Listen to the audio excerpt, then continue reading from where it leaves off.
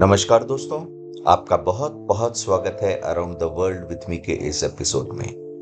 आज हम आपको लेकर के चलेंगे जर्मनी और डेस्टिनेशन है हाइडलबर्ग का कैसल या हाइडलबर्ग का किला। जर्मनी जाने के लिए शेंजन वीज़ा की रिक्वायरमेंट होती है इंडियंस को, और हाइडलबर्ग जाने के लिए जो कंफर्टेबल एयरपोर्ट है वो है फ्रैंकफर्ट का।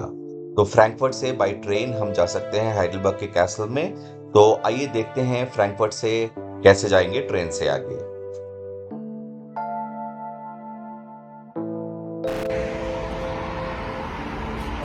क्लास पे जाने के लिए है, देखते हैं। अभी हम हाइडनबर्ग जा रहे हैं। हाइडनबर्ग का ओल्ड सिटी है, तो ओल्ड सिटी में जो इम्पोर्टेंट चीज़ें देखने को रहेंगी हमारे लिए वो होगा श्लॉस, मतलब उसका कैसल, और कैसल के बाद कैथेड्रल है, ओल्ड टाउन वॉक है।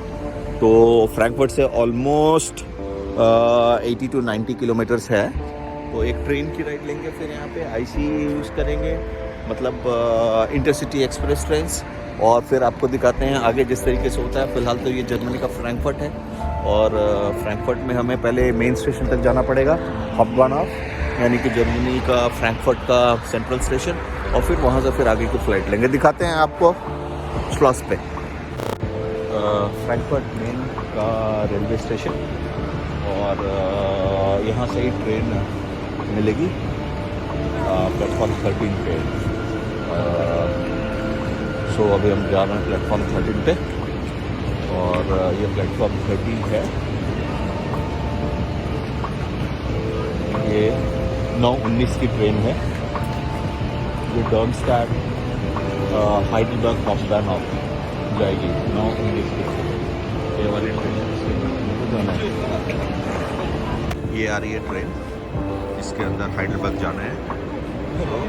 ये वाली ट्रेन है हाइडलबर्ग जाने के लिए फ्रैंकफर्ट से।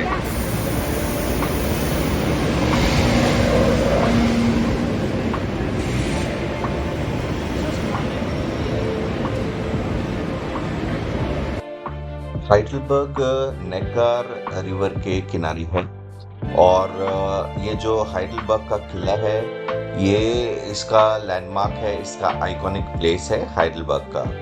तो इस कैसल को, जैसा कि सारे कैसल में नॉर्मली होता है कि बहुत बार बनाया और तोड़ा जाता रहा है, तो इसको पहली बार तोड़े जाने के बाद इसको सबसे पहले जो एस्टैब्लिश दोबारा किया गया था वो 17th और 18th सेंचुरी में इसको एस्टैब्लिश किया गया था। ये लगभग 80 मीटर्स है, और जो एल्प्स के साइड में है, ये एल्प्स के बाद northern side of the Alps ये स्थित है। और ये जो यहाँ पर पहुँचने के लिए जो हाइडलबर्ग का रेलवे स्टेशन है वहाँ तक पहुँचा जा सकता है, और वहाँ से फर्दर छोटी छोटी गाड़ियाँ होती हैं जो हाइडलबर्ग के यहाँ तक पहुँचाया जा सकता है। तो पहला स्ट्रक्चर जो इस हाइडलबर्ग के फोर्ट का था, इसको 1214 में बनाया गया था, और 1214 के बाद इसकी फर्दर एक्सपेंशन की गई थी। और इसको जो एक सबसे पहले जो किला डिस्ट्रॉय हुआ था आग से 1764 में, ये किला पूरी तरह से डिस्ट्रॉय हो गया था, और इस डिस्ट्रक्शन के बाद इसको दोबारा रीबिल्ड किया गया था इस किला को। ये हाइडलबर्ग को प्रोटेक्ट करने के लिए बनाया था, और इसको अगर हम क्लोज करके देखते हैं, ये और ऊपर ये वॉल्स जैसे ट्रेडिशनली हुआ करते हैं फोर्ट पे, देखने के लिए 2 स्टैचू बना रखी है रिप्रेजेंट करने के लिए कि ये यहाँ से देखा जाता है, और गार्ड करने के लिए, वॉच रखने के लिए प्रैक्टिकली ये सारी चीज़ें थी यहाँ पर इस लॉस में।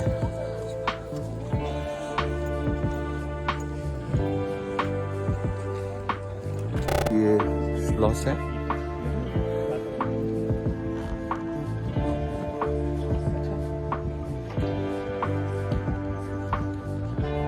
अंदर देखते हैं श्लॉस में।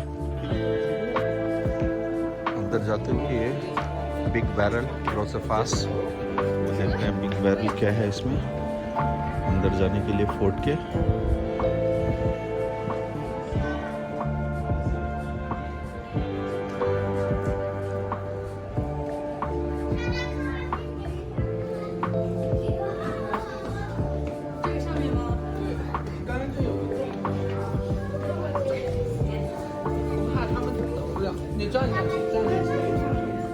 बैरल्स।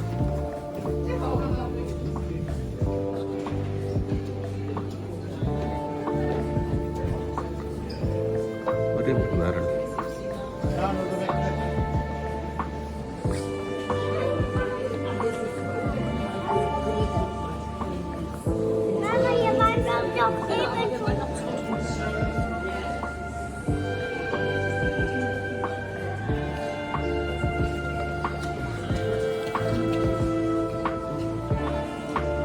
ये है बिग बैरल।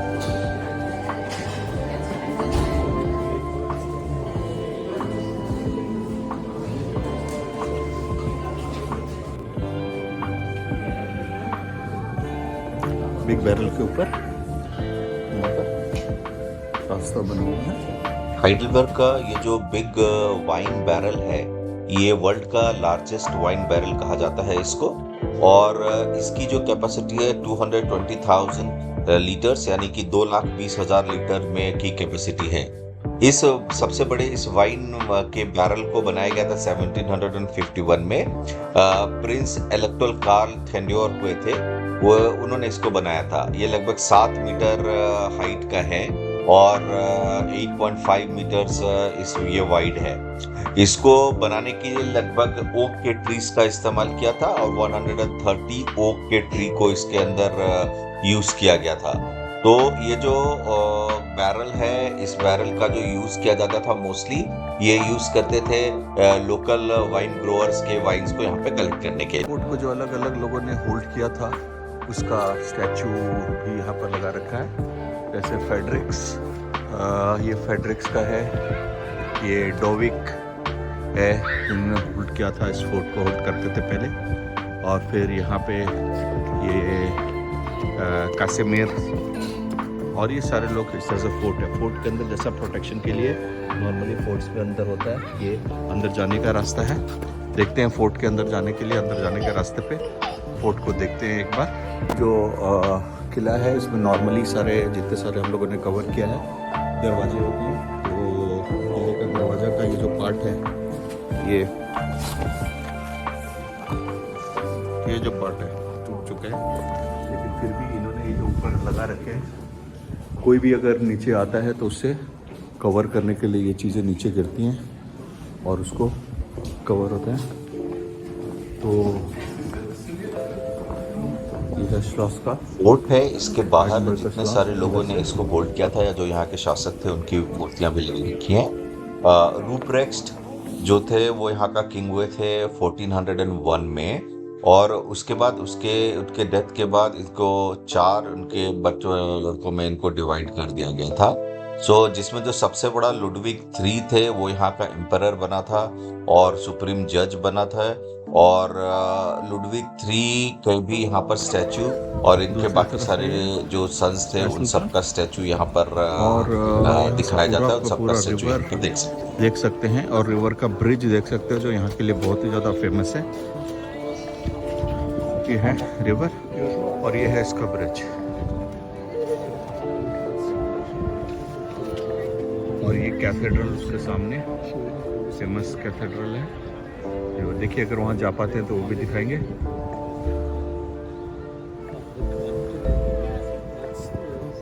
पूरा का पूरा हाइडलबर्ग जैसे दूसरे राजवंशों में और दूसरे किलों की तरह इस किले की भी अपनी अपनी हिस्ट्री है और इसको भी उनकी तरह बहुत बार तोड़ा गया है। तो इसके अगर हिस्ट्री की बात करें तो सबसे पहला डॉक्यूमेंट इसका मिलता है कैस्ट्रम के नाम से 1225 में।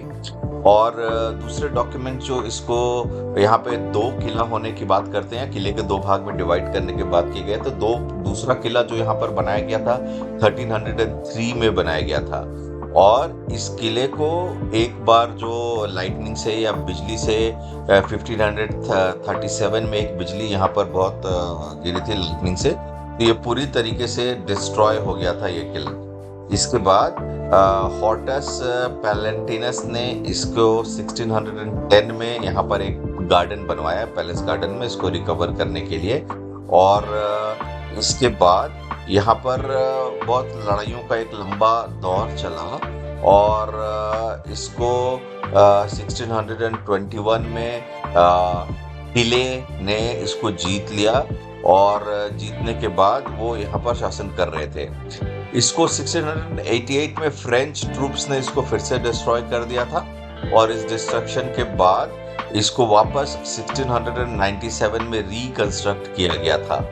तो जो आम किलों की तरह इसकी भी बहुत ज़्यादा इसके भी इसको तोड़ा जाता रहा, इसके ऊपर कब्जा किया जाता रहा और इसके बाद इसको मॉडर्न टाइम्स में देखें तो 1883 में इसको यहाँ के जो रूलर थे उसके ऑफिस के रूप में डिस्कवर किया गया था, इसके ऑफिस के रूप में इसको बनाया गया था और इसको रीस्टोर किया गया था 1900 में फाइनली और रीस्टोर करके इसको यहाँ का एक मॉन्यूमेंट के रूप में ऑफिशियली डिक्लेयर किया गया था 1900 में।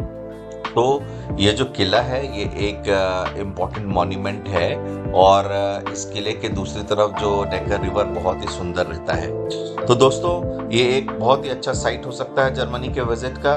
तो जब भी यहाँ आए इसका एक विजिट बनता है।